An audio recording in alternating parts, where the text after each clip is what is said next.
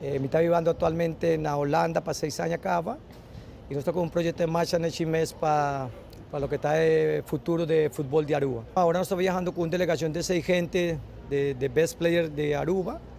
Nosotros 5 está guardo scouting en Holanda, un proyecto que nos ha comenzado última semana de agosto, que menos tiene 6 lunas base en Holanda con el proyecto aquí, ¿no? Pero estoy teniendo Hopi Bon, nos tiene un par de jugadores de Aruba que han viviendo en Holanda 5, 6 años, entonces un par que está gordo, nací en Holanda, pero su tata, su mamá, está de Aruba, ¿no? Entonces está sintiendo orgulloso para representar Aruba, lo que está de tipo de torneo aquí, y nos espera para no estar ahí bonco de torneo aquí, para hacernos por el fútbol de Aruba y poner Aruba a otro nivel.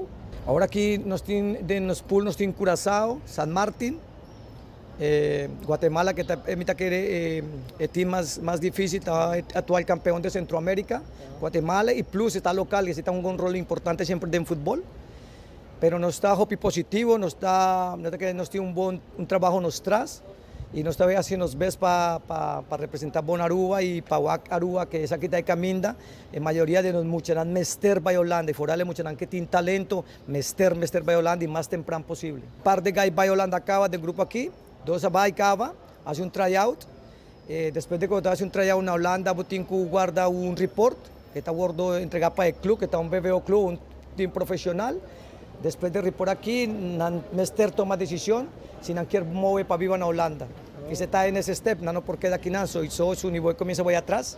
Antoforale mucharán que tiene talento, Mester mueve lo más temprano posible Holanda y atrás de 6, Aruanza Fútbol tiene un buen soporte, no está trabajando con para no está mantener gai unida a Holanda y con nos por soporte diferentes aspectos que juega un rol importante otra vai viva fono. No hay mucharán baicaba, 2 mucharán baicaba Holanda en febrero y ahora nos está guardando el report y si el report turcos baibon, la banda de June, Julie nos está guardando en Ayabau.